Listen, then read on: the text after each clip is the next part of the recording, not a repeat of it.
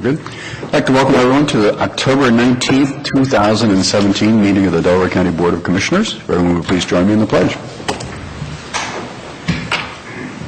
I pledge allegiance to the flag of the United States of America and to the republic for which it stands, one nation, under God, indivisible, with liberty and justice for all. All right, thank you. I'm Jeff Benton, President of the Board. To my left is Gary Merrill, our Vice President. To my right is fellow Commissioner Barb Lewis, and our County Administrator, Faizan Ahmed. Today's clerk is Sarah DeNova. So we can start. Resolution number 17-1088, in the matter of approving the electronic record of the proceedings from regular meeting held October 16, 2017.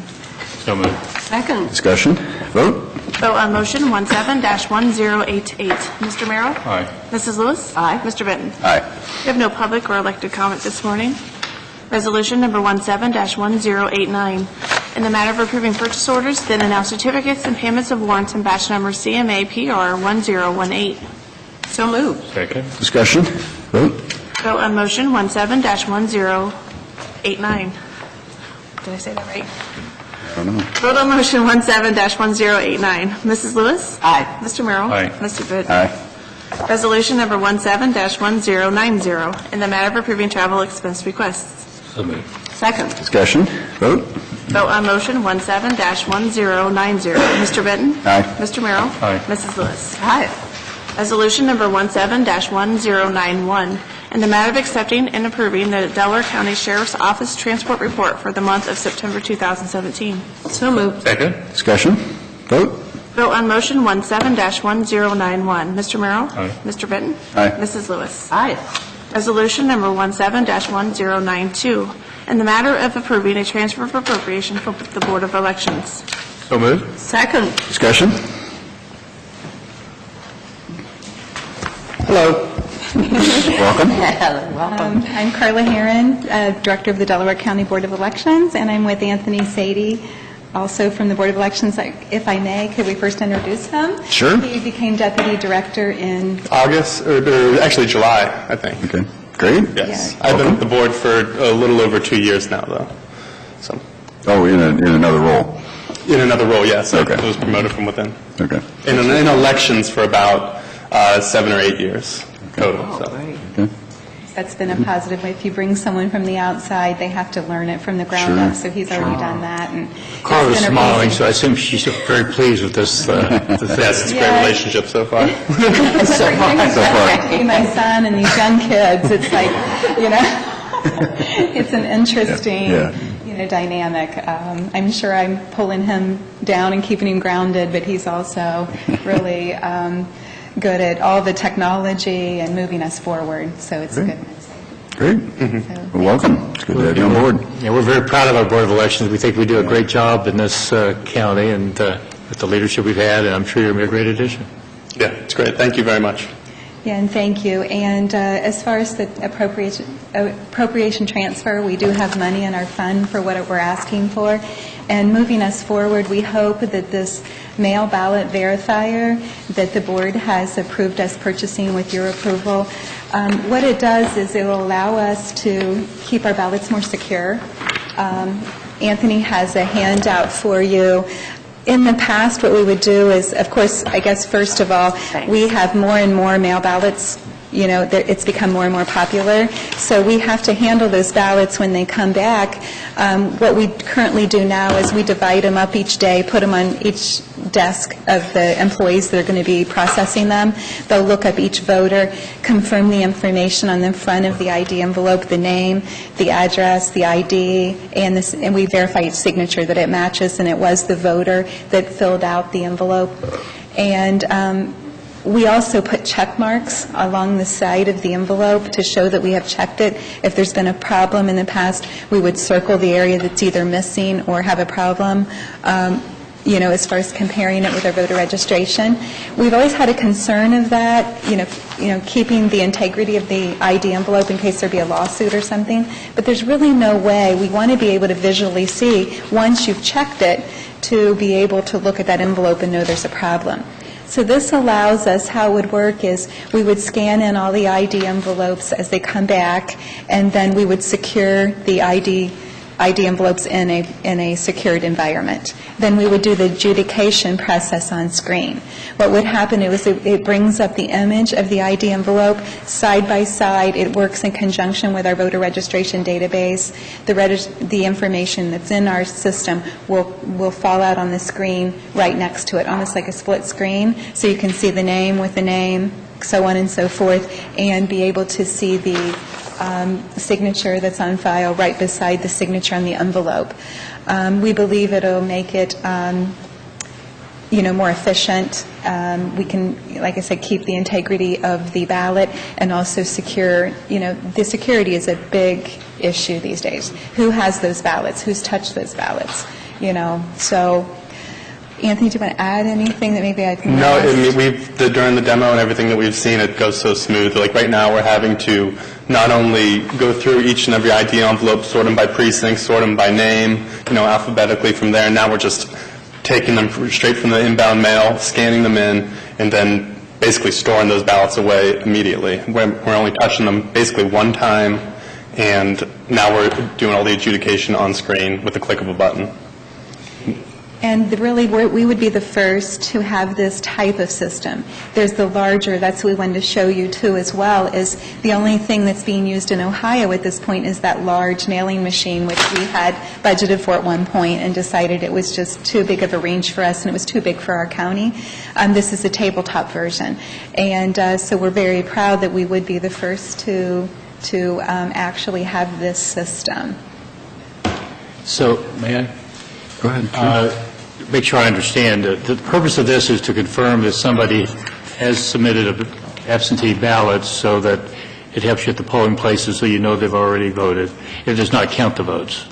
That's correct. Just wanna make Yes, this sure will that just point's scan the clear, envelope. We because- don't actually open the envelope and process them until closer to the election. Just to make sure, because I think some people might be a little concerned about that, and I just want to confirm what I thought I knew, so. No, we just hold on to the envelope until if something were to happen or the ballot needs to be polled, if somebody challenges the voter registration or something along those lines. That's why we can't actually count the vote until Election Day. And all the checks and balances are in place that would have been there in prior years? Yes. Signature, et cetera, et cetera. We believe more so. Absolutely, we'll be able to do it, but we can do the marking on screen as far as if there's an issue. It will also divert, there's a diversion aspect of it that if there's something just completely missing, which is an automatic, it will divert it out of the batch as well. And financially, that's a concern. We don't want to spend any money that doesn't really, we won't realize that back or the savings. And this is a very labor-intensive process. We believe sitting at a computer instead of having stacks of 100 ballots next to your desk and then looking up each one, this is something we believe will save money and in the long run financially be, advantageous to our county. We would have teams, and the presidential especially, we had probably 5 or 6 people that would spend a couple hours just sorting the ballots, not even doing the adjudication, but just sorting them into precinct and alphabetically so we were able to find them again if need be. And now, Now you can figure out the batch because it'll be scanning. You can see where is it in the batch. You can go in to our secured environment and know that it's batch 2, the 4th ballot back, to retrieve it if we need to pull it out and actually visually look at it. When do you think it'll be ready for use? It's ready now, as a matter of fact, in anticipation, because the company that designed this is ES&S. It's the same company that has our voting equipment, and I'm sure they'd love to please Delaware County. So they shipped it and said, if you don't get it approved, we will just come pick it up, and it's going to be our expense. They're showing good faith for obvious reasons. So they gave us a $5,000 discount if we would go ahead and make it happen for this election. For So this there's a- election, that's what Yeah, I for so this everything's election. Okay. already in place and ready to go. Oh, good. We talked to Steve Lewis, of course, brought him into the prior to even asking for it, for him to look at the, make sure that it works with our database, our office, that we had the proper tools to do it. Steve has given us his nod, as well as we wanted to go ahead and put it through the data board to make sure that they approved it before ever asking for the money, and they have approved it as well. Can you let us know, presuming we approve this, which I can sense that we will. But anyway, could you just let us know how it goes then after the election? Absolutely, yeah. Great. We'd love to do that. Okay, great. Are there safeguards to prevent somebody loading in ballots that aren't really received?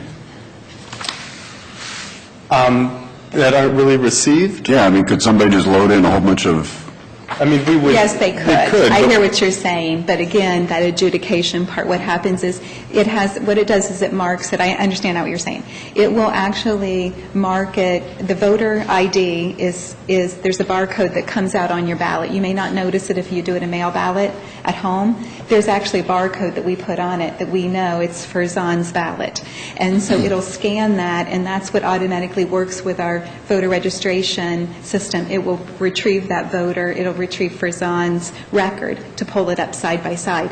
If it's not, it doesn't have that barcode on it, and that voter is not in our system. Or if the signature doesn't match on the ID envelope itself, we'll know that...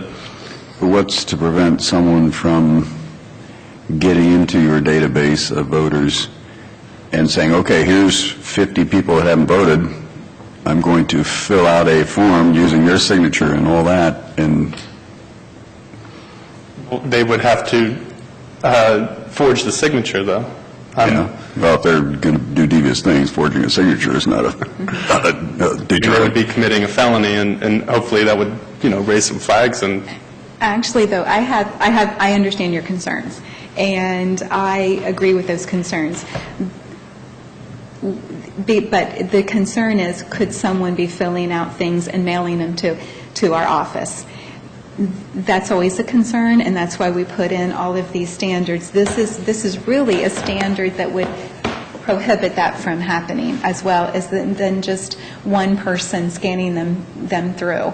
I'm not sure if I'm answering your question, but it would have to happen, it would have to be either an internal problem, where we would have somebody that's been sworn to uphold, do it internally, which they could do that now, or someone mailing in ballots, which we would go through the same process but do it manually. And we would have to get the, request for a ballot first before they would even come back to us. So Or they could would they- be taking a risk on asking for a ballot, and then in that time, the person that they're assuming themselves to be could also ask for a ballot, and then that would raise up a flag immediately right there. It's hard to do. It sounds like it'd be easy to do, but I feel like it's a pretty difficult thing to actually get away with. And Ohio really doesn't have that problem on a grand scale. Yeah, I mean, but that's what always makes me nervous about election fraud, is when you put things online, it makes it a lot more vulnerable. It really does. And we do not put any, none of this comes online. Okay, or you put them in, you automate them. You put them into a system. Well, Into that system our is... internal database. Yeah. These envelopes or anything, none of that ever comes, is not accessible to the public or even over the internet. When we get it hooked up in hopes that you would approve it, if you do and we get it hooked up, we'd like for you to come out to our office, Sure. Commissioner. Sure. And we can walk you through it, and hopefully that'll help your concerns, because, like I said, I understand your concerns. I have grave concerns about election fraud. And like I said, it's not in hacking into our system, though. It's about wrongdoers on the outside that want to either vote in 2 counties or in 2 states, or not be a citizen because we don't have a way of checking it. Those are real concerns. This, I think, would actually help your concerns, I believe, if you come and look at it. Yeah, I'll I come hope take a we can look at get it. you there. I'm okay with it as a means of improving efficiency, but I do think it does increase the risk, and that's what I'm a little uncomfortable with, is because when you put things into a database versus a piece of paper, it is more easily, hacked.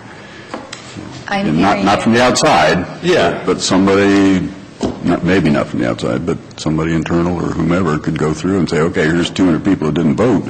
I'm going to fill out a piece If of I may paper. help you too, I think if I tell you the other end of it is, once we have secured those ballots and it's time we're allowed to process, At that point, what we do is we take those envelopes, again, in that same secured environment with R&D teams, and we open them.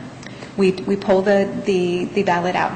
We'll run through a process. Before we ever tabulate, we run it through what's called a 650 high-speed scanner, which will take those ballots and basically process them, see how many precincts, how many voters, how many ballots. We run our internal processes directly from our VR, how many people ask for a ballot in every single precinct and every single split, and we make sure that it balances. If we're even one vote off, we stop. We never tabulate. We go back and we research, why are we off? Which precinct are we off?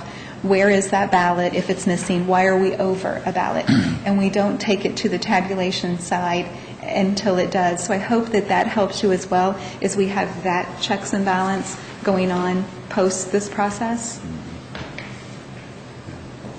Okay. I still have concerns. I understand.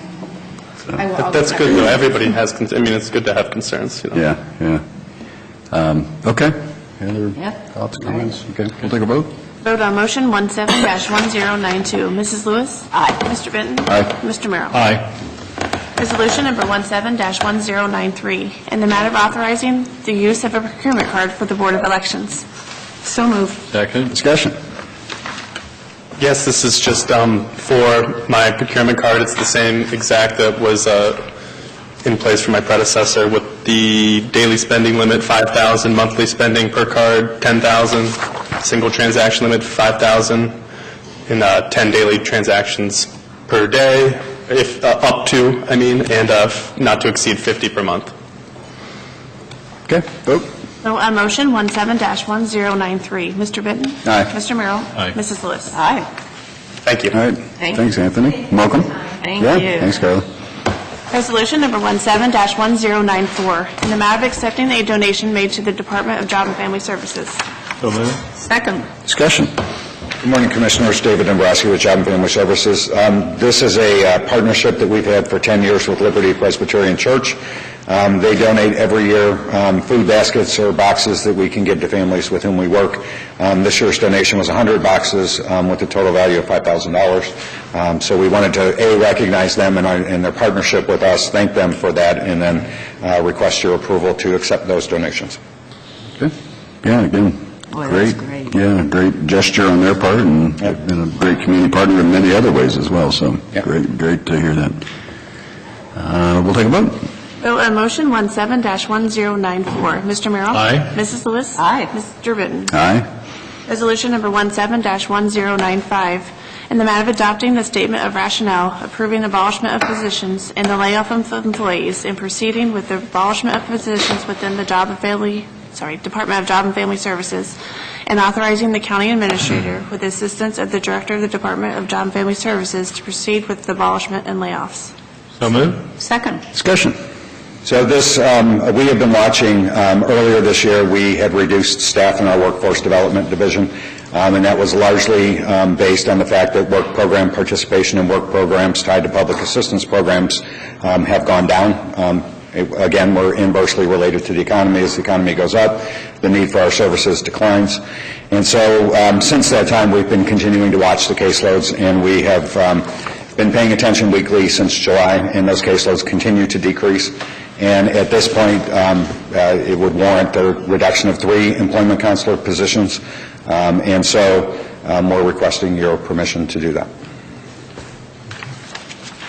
Yeah, again, I want to commend you for managing, the staff, in good times.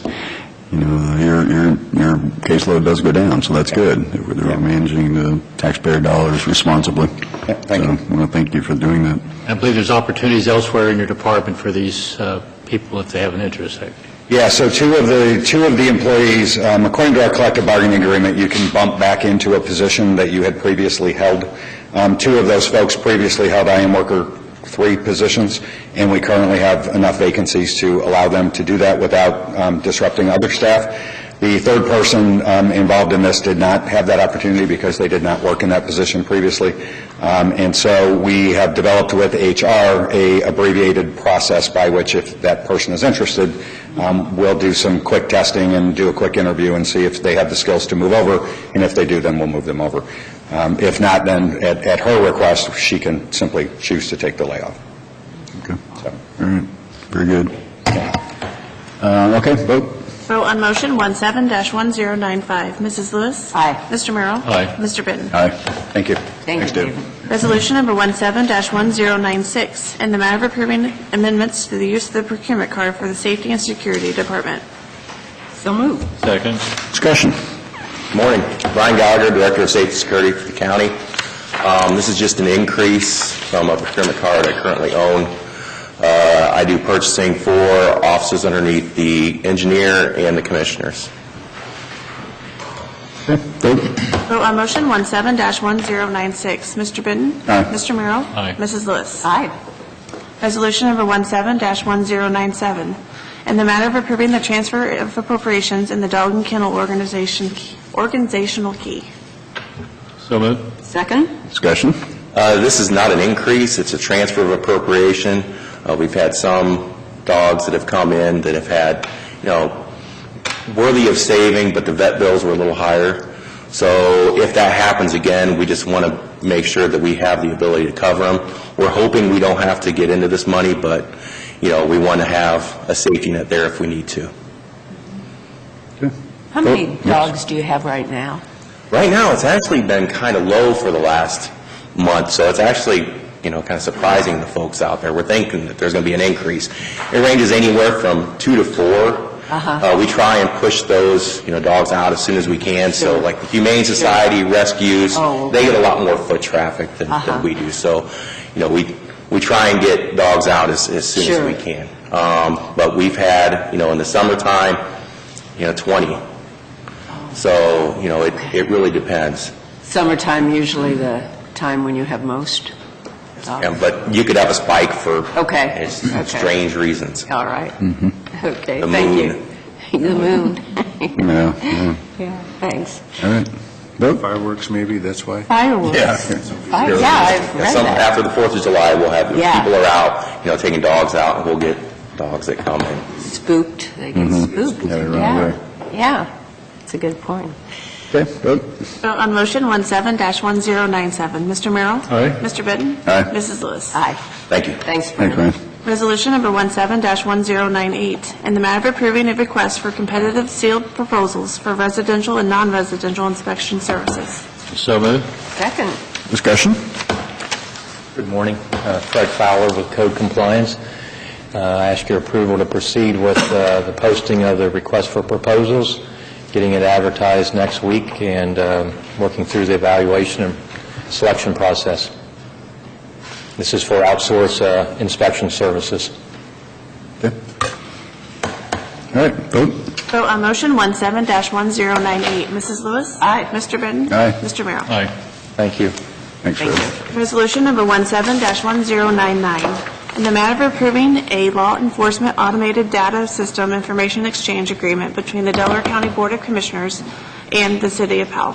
So moved. Second. Discussion. Good morning, Commissioners. Patrick Brown with the 911 Center. What we have before you is an agreement between Delaware County and the City of Powell, who we dispatch police-related calls to. We provide them within the 911 Center. You get pulled over some, we write in your driver's license or whatever information for you. That is done through the State Highway Patrol, controls leads and everything, through all that information that comes out.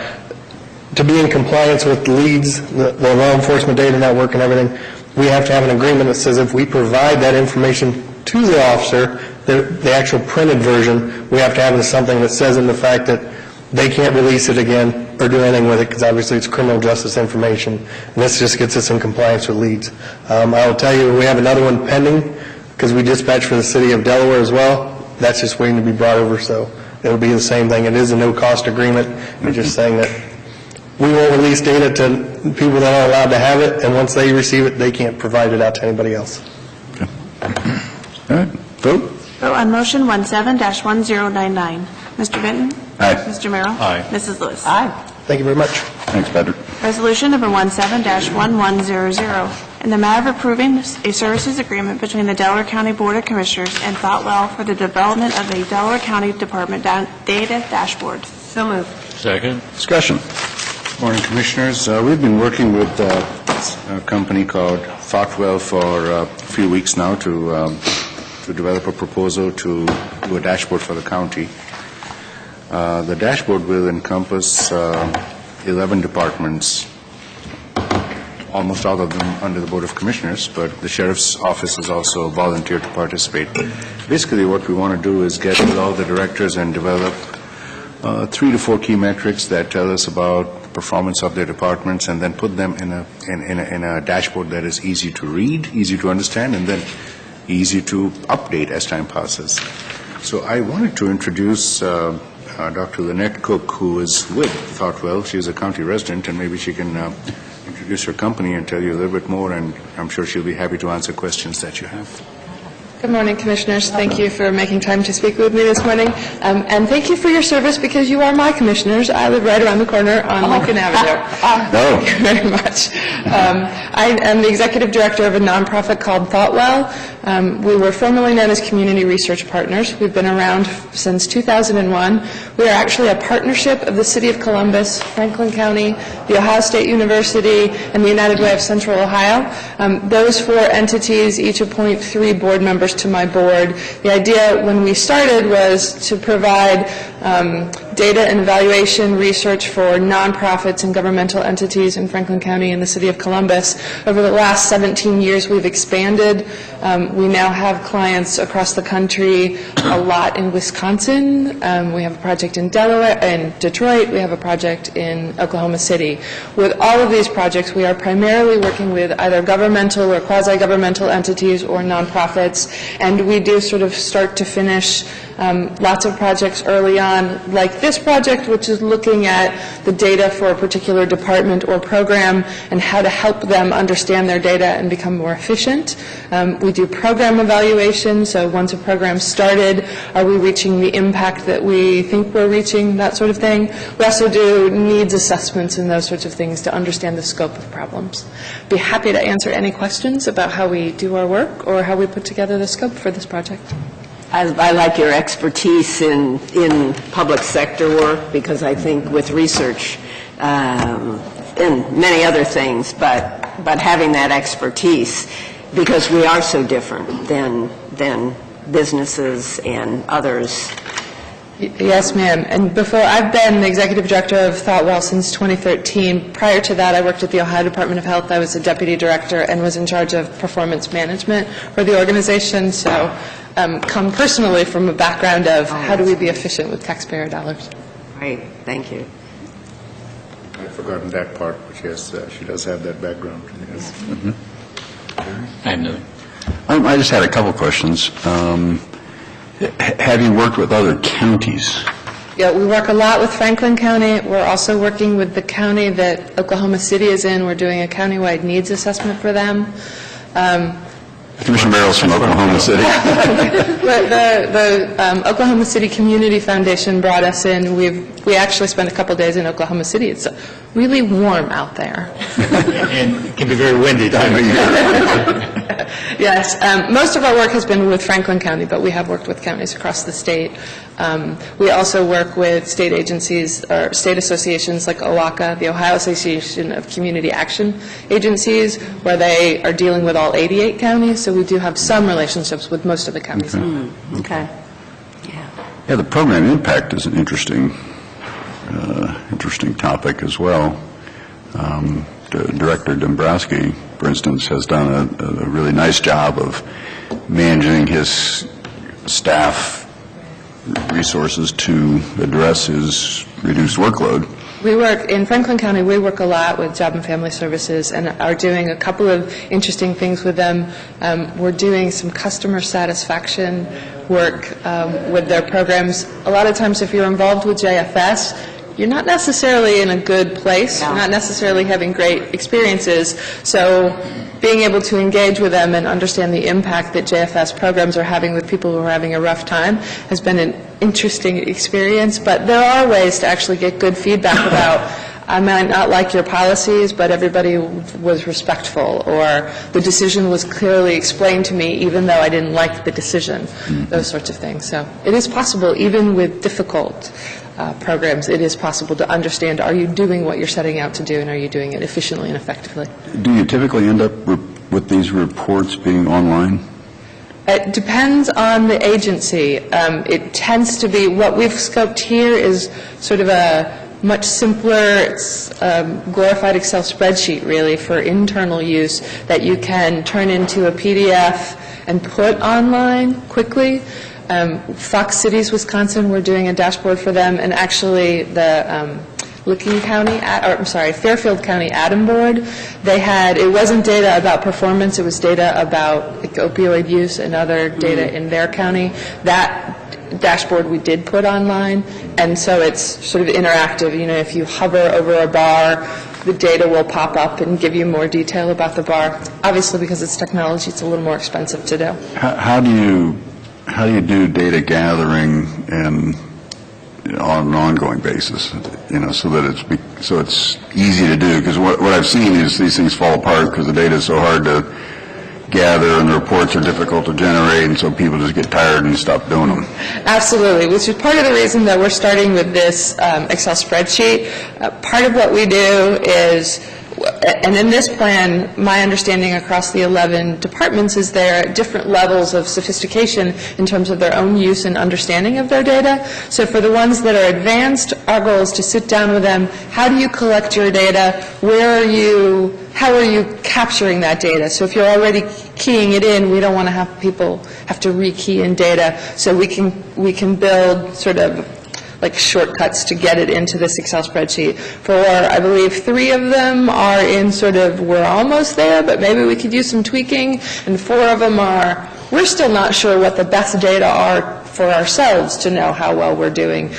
We've planned more intensive work with them, including a mini lit review best practices search to understand what other counties across the country are doing and what best practice is in that particular field. So, and I don't remember off the top of my head, so I'm going to pick on 911 just because they pick on them. If they were, for example, not best practice in terms of the data that they are collecting, we'd figure out what that is and how that's collected. The idea would be we're creating a database, an Excel spreadsheet. We're going to build the tables and then the infographics that come out of those tables so that once it's built, we can do a training so staff can go in and update those numbers, whether it's a quarterly update or an annual update or a monthly update, depending on what it is. So all they have to do is key in the new numbers, and the database will spit out the new graphs that then can be PDF'd easily, so they can either be shared online for your constituents or they can be shared with you guys or leadership in the organization. From my perspective, this is really a first step towards using data for performance management. So it is less about how fancy it is and more about how useful it is. And once staff at the organizations understand how useful data can be when you can make it easy to get in and, more importantly, I think, easy to get out and use, you get more buy-in, and then it becomes easier to talk about, now that we understand our data, how can we use that for performance management for the organization? One other thing that, I've done a lot of this over the years in the private sector. One thing is a ratio or a metric on its own is kind of, okay, what does that tell us? So I'm always interested in trend lines, you know, historical performance, historical trends. Do you intend to go back and gather some historical data? To the degree that that's possible, for some of the ones where they're still figuring out, they may not have been capturing this data, and then you'll have to do that sort of cost-benefit analysis for them of how much work is it to go back and get the trend line data. For places where you can do that relatively easily, our plan is to build that infographic would not just show this quarter or this year's number, but it would show whatever the appropriate trend line is going back. Typically, we go back 3 years. Some indicators, depending on how the frequency, might go back 5 years. And then that would be a rolling thing going forward, that as they update, the oldest data would drop off and the newest data would be there in the trend line. Do you do cost measurements any cost metrics as So, part like of this the study? return on investment kind of? No. I mean, if you take 911, how much does it cost per call? Oh, yeah. Something as simple as that. Yeah, to the degree that the data are available, without digging into a specific issue, I can't guarantee that that's always available or possible, but yes, certainly cost is essential. So, for example, in the JFS program that we're looking at, they have some youth programming around summer employment. Assuming that's pretty common in different JFSs across the country. And so we're looking at what does it cost them to get that youth a job, in addition to the amount of money that youth are making in that job, and would that be different if they just went on their own to McDonald's? And I think that actually is my goal, is to get cost metrics, because the data metrics, the issues I've had with data metrics are, again, you got to have a good baseline to understand trends. I mean, if the data is, productivity is going like this versus like that, then you'd be concerned, but without a reliable database, number one. Number two, comparing it to other organizations, best practices is always iffy, because people are counting things differently. So you do run into some people concentrate on explaining the differences. Okay, well, they did it that way and we did it this way, so you can't, and you end up spending a lot of time explaining differences rather than trying to figure out what a better way to do things is. But again, I don't think we're going to make, until we can get costs measured in, and we can do that, okay, what does it cost to have a youth program per youth for the summer? Until we get that information, again, the number of youths being managed per caseworker is nice to have from a trend line standpoint, but Doesn't tell you if it's good or yeah, I bad. mean, it could be $100 per youth, it could be $10,000 per youth, and we don't know. Right. If it was 10,000, we'd probably not do it. If it's 100, we'd probably continue it.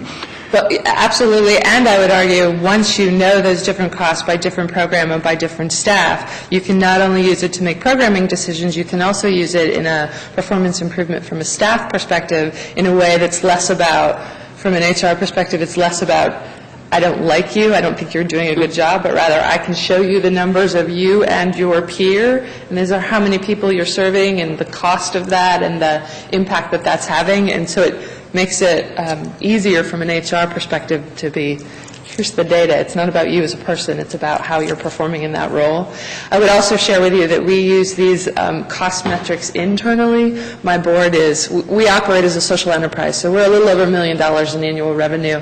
92% of that comes from fee-for-service contracts like this one, rather than getting donations or that sort of thing. So my board, we are a nonprofit, but we operate very much like a business, and my board pays attention to how much money are we spending on doing different projects versus the amount of money that we're making. We look at the productivity of each of our staff members, and we also look at my productivity, because I'm not going to make anybody else do it if I'm not willing to do it myself. You do what you say. Yeah, right. One last point I would like to see is countywide measurements. In terms of... Well, I don't know. I don't know exactly what I'm looking for, but, if you add up all our funds, we're approaching $200 million a year, and we have no productivity measurements of what the services we're providing to the county residents, their productivity trends, their costs. And I think that's extremely important, to say, okay, we're spending almost $200 million a year providing these services to the county, and that's X per person, and this is a trend of it's going up or it's going down, or we can break it into big buckets, social services, safety, et cetera, Right. infrastructure. Right. We have, one of my board members is actually a professor at Ohio Wesleyan, obviously the Delaware Who's that? connection. Dr. Gitter, Robert Gitter. Oh, Bob Gitter, sure. Yeah, he's my board member, Okay. and we have had some interesting conversations. Part of the reason that he's on my board is that we want to get even more focused on the economic impact of the various programs and agencies that we're helping to assess, and so having that economic perspective is important, and I'm thinking that he would love to talk about what's happening for that $200 million. Yeah. I'm sure he's a very, very valuable board member for you. It's good. Yes, he's great. Okay. Well, those are my concerns. I just, until we get cost metrics, I think it's going to be not as useful as it would be with cost metrics. And then I really want to see countywide, and I'd like to see some roll-ups in other areas like the sheriff, the sewer, So the scope as we have it defined is focused specifically on those 11 entities as separate entities. If I want to be clear on what I'm understanding, that you would like us to revamp it to also include... No, I'm not saying Not at that point. but I'm just saying... Start with this? Yeah, I think this is a good starting point, but I don't think it's going to be nearly as useful as when we get cost metrics. I absolutely agree. And can Again, see trends. from our perspective and our experience, it's really about starting small with the sort of, I hate the expression low-hanging fruit, but in some ways, starting there with data that are really compelling for folks will help bring them along. So for some of those perhaps more complicated metrics that are really more telling, you can help people understand the value of, let's figure out how do we measure that. Okay. Sorry to dominate, but... May I add a couple of... Sure. Commissioner, what you're talking about, how to get the cost metrics, how we have started with the annual work plans with the budget, that is just a first step towards looking at management of the budget. That, I hope the judges don't get offended, but I'm going to give an example I'm going to give a hypothetical example with different courts. Different courts have different programs, whether they're pertaining to some sort of rehabilitation or whether they're pertaining to some sort of a counseling for someone who has not committed a violent crime. One of the things we can do down the road, and I bring that up because Franklin County does it, one of the things we can do is collectively look at the county and say, okay, with all these different programs being done by different offices, maybe the sheriff's office has a program similar to this, maybe a court maybe we have a program through the Board of Commissioners that we're not familiar with, but if we lump all of these programs into, say, a social services program, then what are we getting out of that program? We know, we are measuring the activity, we know how much we are putting out, we know how many grants we are getting, and how many people we are serving, but what is the actual cost? I think that's where you're coming at. What is the cost of providing that service? Excuse me. So if we helped 25 people, well, what did it cost us to help those 25 people? And yes, that is a metric that needs to be done, and that would be the next step. As you were talking, it occurred to me, the other thing I can share is Thoughtwell is a member of the Urban Institute's National Neighborhood Indicators Partnership, or NNIP. We were just at the NNIP conference in Indianapolis last week, and this is something that cities and counties across the community, across the country are talking about. So as we start to dig into that, we'll be able to draw on the Urban Institute to get some learnings from other communities who are trying to figure out these same kind of questions, because everybody's talking about how much does it cost and is that how much it should cost. So far, most conversations that you hear, you hear conversations about we have invested so many million in this program, or we have invested so many hundred thousands in this program. What are we getting from it? Right. That's a question that needs to be asked. And the per-person cost is something that, in my mind, in a time of open data and transparency in government, the per-person cost is one of the most basic things you should be able to talk about. Hallelujah. You would think it would be so basic, but it's woefully lacking. So. Right, absolutely. Okay. Comments, other questions? All right, we'll take a vote. Vote on motion 17-1100. Mrs. Lewis? Aye. Mr. Merrill? Aye. Mr. Benton? Aye. Thank you very much. Thank you. Administrator reports. Well, keeping along the lines of data, I was in a digital government conference at OSU with several people, and one of the segment that I was part of was called a design-a-thon, and what they did was they took, I don't know how many of us were there, 12 of us from different parts of the state and different walks of service. And we were talking about smart transit. What does it take to have smart transit? I'm just going to mention a couple of things. There was a lot discussed in the entire day. But one of the things that was discussed was how data doesn't quite tell you the true story. The challenge was put out by the Turnpike director. The challenge was that AAA has surveyed their customers, and they say that overwhelmingly the customers are not in favor of Smart Transit. And the Turnpike director said, well, that's because they only surveyed AAA members. And those AAA members who were surveyed all have cars, who are driving cars. And part of that survey, 40 million Americans who are mobile but are not able to drive, 7.5 million Americans who are blind and therefore not able to drive. So the AAA survey did not capture the people who actually need those services. And the second part of that was, in the next 10 years, there will be about 50 to 60 million Americans who will be in a point in life where they are not able to or they do not wish to drive, but they are physically mobile. So the option for them to have independence and quality of life is transit. So that was the one thing that was discussed. Second thing that was discussed was accessibility and user behavior. So when we talk accessibility, the first thing that comes to mind is physical accessibility. But there's another aspect of accessibility is, and the example I'll give you is, we have had a lot of issues where we have tried to get contracts with taxi services for JFS to transport individuals to VA and back, and we've had trouble with that. And I think you once mentioned, what about Uber? And the answer was, well, there's no way for us to have a contract with Uber. That's accessibility right there. The service is available, but the laws and the policies and the regulations are keeping us from providing that accessibility. So that needs to be taken to somebody at JFS, state JFS, and, we've got enough lawyers in the system. Can't we come up with some sort of a contract that allows that to happen and save money for our customers? So just a couple of things I wanted to mention. Thanks. I think also the future of transportation will be dramatically impacted by self-driving cars. Yes. Huge. Particularly in urban areas where all of a sudden, does everybody need a car? If you can share a car and have it at your, on demand. The on-demand factor.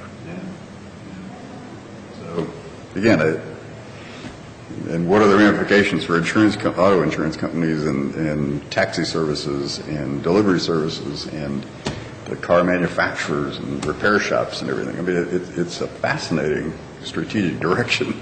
But it's going to completely change transportation. Oh, yeah. So the impact to smart transit by self-driving vehicles could be significant. Absolutely. But it's a ways down the road. It is. But it's coming. Yeah. All right, Commissioner Merrill? I have nothing today. Commissioner Lewis? Actually, no, I don't. But I found the discussion very fascinating, having been in research, and I think we're in very good hands with is it Thoughtwell? Thoughtwell. She's very, very sharp. Yeah. I've done research in the past, both for corporations and then also public. But and what you mentioned, Farzan, too, about if you're not asking the right sample with survey research, that's one of the basic things we learned, and that's why you have mistakes in polling. Right. I mean, from the very beginning, You're not reaching the right audience. Oh, yeah. I mean, the whole audience.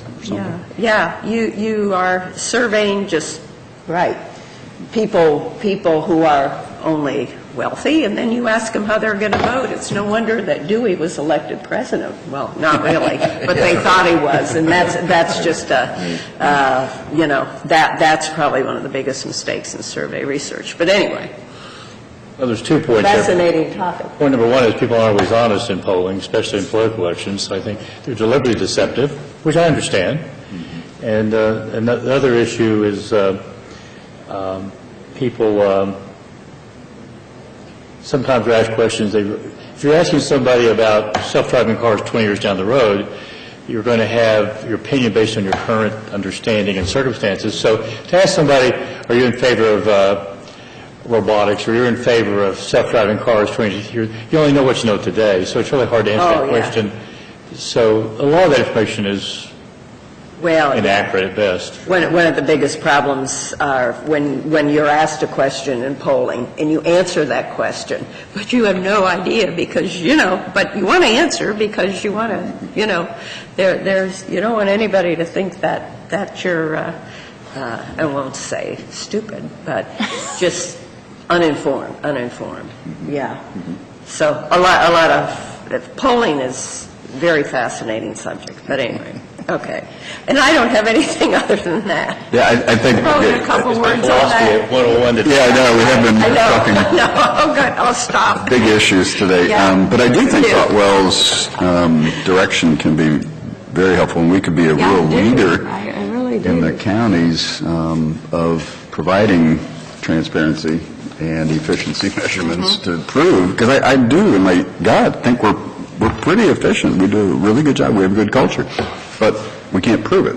You know, we can't demonstrate it. We can't document it. Boy, and you look at the federal government, Oh, my goodness. even, and, oh my gosh, the more that they could do, the better. But this is, we need to start here where we are, so. Just a couple other things. I would encourage everyone to register at the Delaware County Agricultural Society. It's $2 to register if you're a county resident.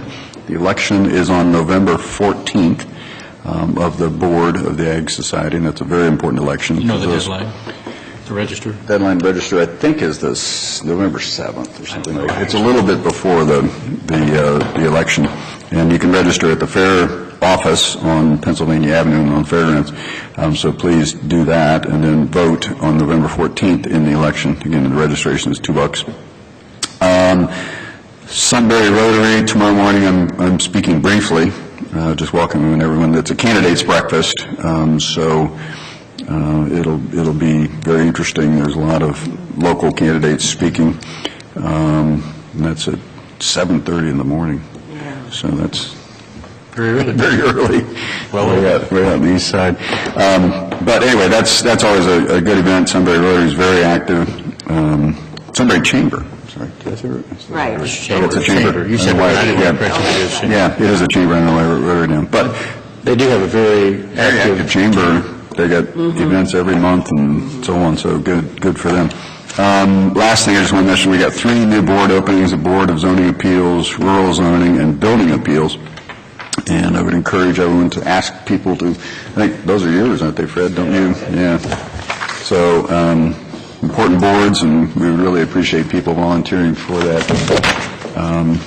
And that is it. So we do have need for executive session. We do. Resolution number 17-1101, in the matter of adjourning into executive session for consideration of employment compensation of a public employee or public official for pending or imminent, that's not right, for collective bargaining. There we go.